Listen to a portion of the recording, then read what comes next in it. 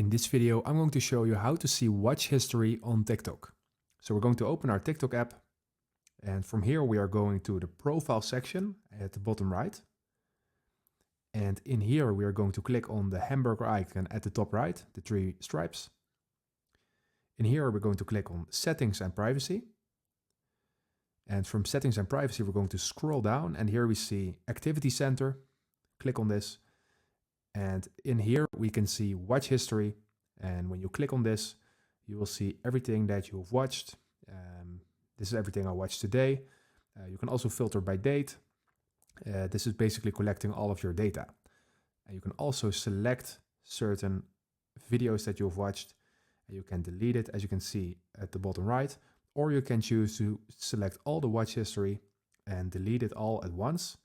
So I'm going to do that right now, and you're going to delete the watch history from the past 180 days.